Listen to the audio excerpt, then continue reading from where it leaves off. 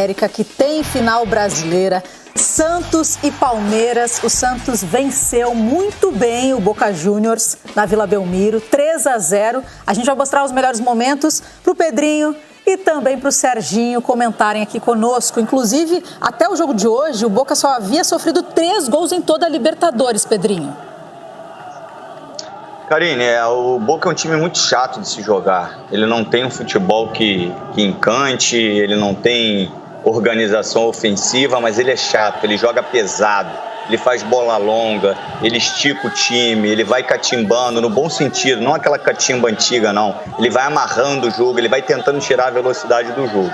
E o Santos, eu acho que um mérito, é lógico, tem que ser dividido, mas um potencial enorme. Aí a gente está vendo o lance que eu acho que seria pênalti, mas acabou saindo o gol e o gol foi validado. Eu acho que o Santos tem um cara que merece muito, que é o Cuca, né? O Cuca chega, pega um Santos completamente desacreditado, né? Um Santos com muitas dificuldades financeiras, os jogadores sem confiança nenhuma, um ambiente difícil. E aí foi o lance do Lucas Veríssimo que chamou muita atenção, porque sangrou muito. E aí mostra também, só pegar esse detalhe aí, Karine, o profissionalismo do Lucas, né? Porque ele estava ali agoniado para voltar, já está vendido para o Benfica e ele demonstrou um profissionalismo enorme, porque ele sangrou muito, ele estava agoniado para voltar no jogo. E o Cuca conseguiu dar uma cara para esse time. Não é o melhor futebol, não é o futebol mais vistoso, mas é um futebol muito competitivo, onde as ideias estão muito bem determinadas. Os jogadores sabem exatamente, cada um sabe exatamente a função que tem que fazer. A pressão pós-perda do Cuca, quando ele perde a bola, ele recupera muito rápido. Quando o time empurra ele para trás, ele tem uma transição ofensiva de muita velocidade. A marcação dele, quando ele está em bloco baixo, não é a marcação de linhas, né? É uma marcação, não vou falar que é antiga, né? Mas era mais habitual na minha época, que era uma marcação de encaixe, quase que individual, de perseguição, e é muito bem ajustada. E tem 2 caras na beiradas que são muito decisivos, que é o Marinho, que a gente está vendo nesse lance aí, e o Soteldo, com 2 jovens, que é o Lucas Braga e o Caio, que são jogadores realmente que presentaço que ele já tem uma... Pro Lucas Braga. Sim, já são jogadores de muita presença e também de um futuro brilhante. Inclusive, o Santos finalizou 22 vezes nesse jogo de hoje. Foi a partida que o time mais chutou a gol na Libertadores deste ano de 2020, Serginho. Olha, esse jogo me lembrou alguns outros jogos, né? Me lembrou, por exemplo, o jogo do Santos contra o Grêmio na Vila, né? Que também foi um jogo arrasador do Santos, né? Que o resultado talvez pudesse até ter sido mais elástico, como hoje também, né? Principalmente o primeiro tempo, né? O primeiro tempo saiu muito, muito barato, 1-0, né? O Santos jogou para 2-3 no primeiro tempo. E o que mais me impressionou, que o Pedrinho já deu uma pequena pincelada, né? Falando da pressão pós-perda, né? Foi a voracidade que o Santos entrou. E olha, é difícil clube brasileiro acertar a mão em voracidade em Libertadores, né? A quantidade de vezes que eu já comentei, que eu já vi jogos de Libertadores que teve brasileiro expulso, é uma enormidade, né? Porque basta você apertar demais, né, o parafuso, né, e você vai tomar amarelo, vermelho, né? É assim que brasileiro costuma se perder no emocional. O Santos tomou várias bordoadas no primeiro tempo. Marinho caía no chão, dava a volta, como se nada tivesse acontecido. Eu vi isso com o Pituca. E aí, voltando à história da pressão pós-perda, né, eu vi muito sincronismo, né, coisa que é difícil. Isso aí é treino, né, que é um vai para roubar a bola e já tem um outro para pegar a bola, para bater a carteira, né? A bola que fica ali meio espirrada. E aí esse cara pega a bola, olha para o lado, já tem 2 avançando. Então é tudo muito rápido, essa transição aí está ensaiadíssima, né? O Santos muito bem, o Pedrinho destacou os da frente, eu falaria também, né, do Pituca. Mais uma partida excepcional de um cara maduro. E hoje quem parecia mais juvenil, por incrível que pareça, foi o Boca, né? Que no início do segundo tempo se descontrola e aí tem um jogador expulso e aí a vaca vai para o brejo mesmo, né? partida excepcional do Santos e, mais curioso, 4 semifinais de Libertadores. Das 4 semifinais, 3 massacres, né? Palmeiras massacrou o River lá em Buenos Aires, o River massacrou o Palmeiras em São Paulo e o Santos massacrou o Boca hoje. O único jogo mais ou menos normal, entre aspas, foi o 0-0 da Bombonera, que o Santos foi melhor, inclusive, mas aí já foi um jogo muito mais normal de Libertadores. Inclusive, a gente preparou aqui, para colocar no telão, informações do caminho do Santos nessa Libertadores da América, que chama bastante a atenção.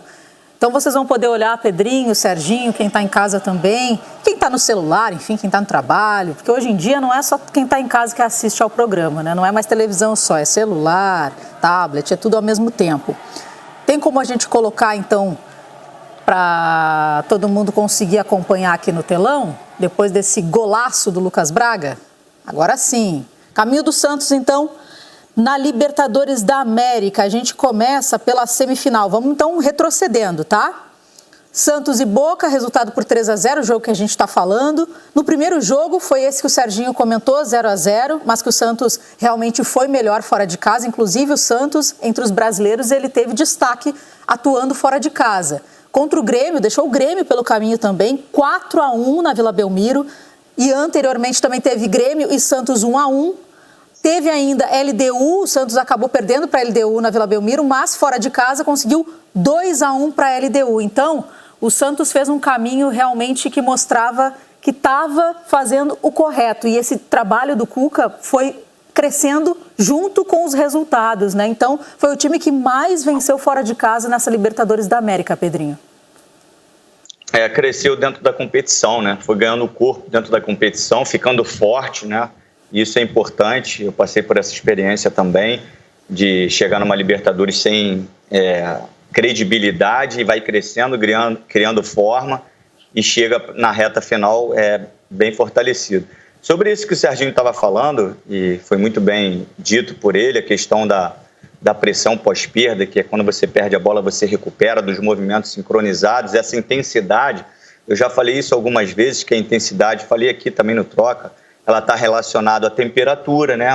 Se está muito quente, se não está, ao estado do gramado, se é um gramado baixinho, rápido, e também ao modelo de jogo. E a intensidade vai de acordo na parte do modelo de jogo, se os jogadores sabem os movimentos que eles têm que fazer. Se os movimentos não são automatizados, não são sincronizados, não tem intensidade. Agora, se eu sei a hora que eu tenho que apertar, por que eu tenho que apertar, e eu sei quando eu apertar aqui, aonde o meu companheiro vai estar apertando, e assim vai, como se fosse um encaixe, aí você tem intensidade, porque os movimentos são coordenados, porque você tem conhecimento do teu modelo. Então, a intensidade está ligada a alguns aspectos, além do ambiente, do terreno, também ao modelo de jogo. Por isso que a gente pede o tempo de trabalho, né, para que o processo seja respeitado, para que as coisas aconteçam dentro de campo. A gente viu isso no jogo do Corinthians, a gente viu isso no jogo do Santos, e isso é um trabalho, cara. É um trabalho. A hora que você vai induzir o seu adversário para jogar a bola para certo setor, porque ali é melhor para você pressionar, e aí a pressão vem pós-perda, imediatamente você pressionando o homem da bola e os teus companheiros cortando a linha de passe, então você vai ajustando. Isso é treino, é dar tempo. E o Cuca tem muito mérito, porque ele conseguiu fazer esse processo tendo que ter resultados sem tempo para treinar. Então, assim, o dedo do Cuca e também ao Felipe Ximenes, que é o diretor, que chegou junto com o Cuca aí praticamente e começou a organizar e arrumar a casa ali direitinho.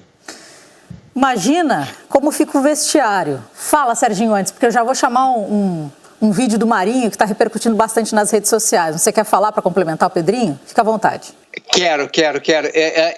E eu acho que talvez eu até complemente o Marinho, porque é mostrar um pouco como esses caras estão ligados e jogando junto. Teve um momento que o Boca foi fazer uma saída pela direita e a bola deu uma escapadinha.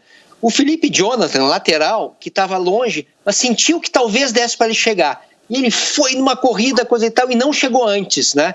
E aí o que acontece? Ficou o buraco, ficou a avenida, né? Olha, 5 segundos depois, quem é que estava lá? O Soteldo. Soteldo, ele estava fazendo a cobertura do Felipe Jonathan direitinho, né? E não aconteceu absolutamente nada. Esse é o tipo do lance que não entra em nenhum compacto de melhores lances, não é um lance perigoso, mas é o tipo do lance que mostra como um jogador está ligado no que o outro está fazendo. Quando a gente vê esse estágio de excelência, que é treino, mas também tem a ver com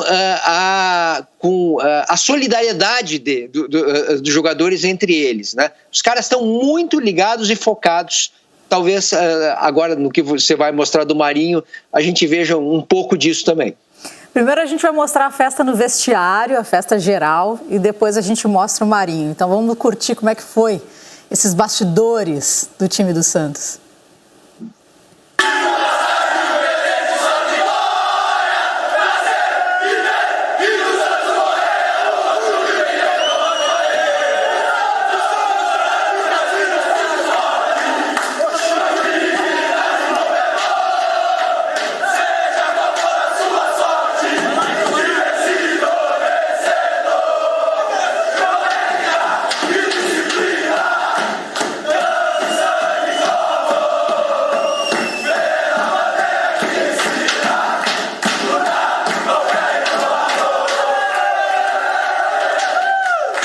Que isso, hein? Pularam mais do que na pipoca lá de Salvador. Inclusive, ali vocês viram a lata de lixo, virou tantã.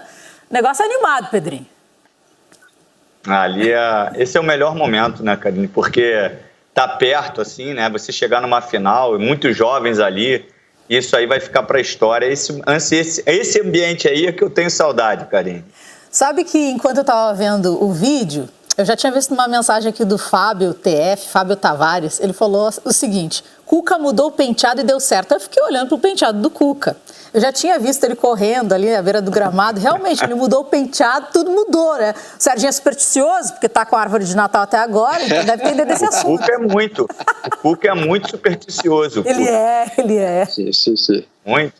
Exatamente, mas ele tá menos agora, viu, Pedrinho? Ele deu uma segurada ali nas superstições, né, e místicas dele. Mas é melhor é melhor ele com esse cabelo pra final, hein? Deu certo. Claro, aí. Não mexe nele. Lambido. Melhor. Agora sim a gente vai ver o vídeo do Marinho, que soltou o verbo, se divertindo aí nessa comemoração para classificação, né, para a grande final da Libertadores da América.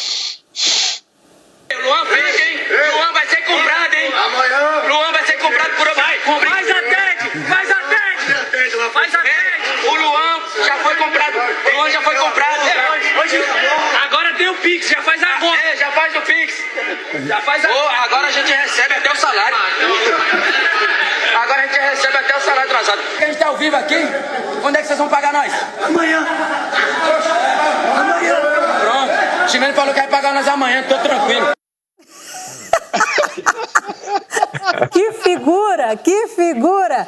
Agora a gente recebe até salário, o Luan tá fechado. Gente, esse Marinho não existe, Sérgio. Ele deixou o Ximenes agora, arruma dinheiro para pagar os caras amanhã, amigo. Agora, muito bom. Até porque, vai ter que pagar. A grana é boa, né? Só a ida para a final da Libertadores da América já garante ao Santos, que está numa dificuldade financeira e tal, ao menos 6 milhões de dólares, 32 milhões de reais. É uma grana muito boa. E o vice-campeão, o prêmio do vice-campeão da Libertadores da América é melhor ainda. 15 milhões de dólares, 80 milhões de reais. Esse din-din aí, acho que me serviria. Tô aqui pensando, né? Eu acho que me ajudaria um pouquinho, Serginho. Um pouquinho, Pedrinho. E tem o seguinte: em primeiro lugar, eu já acho excelente quando algumas expressões entram nessas frases, né? Eu tenho que fazer o Pix, né? Olha, sério, botar o Pix numa comemoração de vitória, indo para a final, para mim é a glória, né? Marinho é gênio da raça, né? E o outro detalhe, aí falando um pouquinho mais sério, né? Que incrível, né? Um time um clube com salário atrasado estar conseguindo esse nível de alegria, né? Porque essa alegria do Santos não foi agora, né? Tem sido, a gente tem visto os jogadores do Santos, quando estão trabalhando, mesmo com salário atrasado, estão conseguindo, né, superação pura, né? Não acho nada elogiável a gente ficar dizendo, olha aí, nem precisa salário então, né? Os caras se divertem, não precisam, né? Claro que precisa, né? Pagar salário, como é que você vai cobrar de alguém se você não faz a tua parte? Então tem uma parte séria aí, né? Eu me divirto com o Pix, mas tem uma parte séria que eu acho que o Santos tem que aproveitar essa fase para pegar esse dinheiro e saber usar bem esse dinheiro, no sentido de não parar de fazer loucura, tentar botar as contas do Santos em ordem. Isso está acontecendo com o Santos, é bom que se entenda, é uma exceção. Isso não acontece no futebol brasileiro nem no futebol mundial com nenhuma frequência, que é alguém que está com salário atrasado, com problema de caixa, que não consegue contratar porque fez bobagem financeira, você ir longe. Isso é exceção, não é assim que funciona.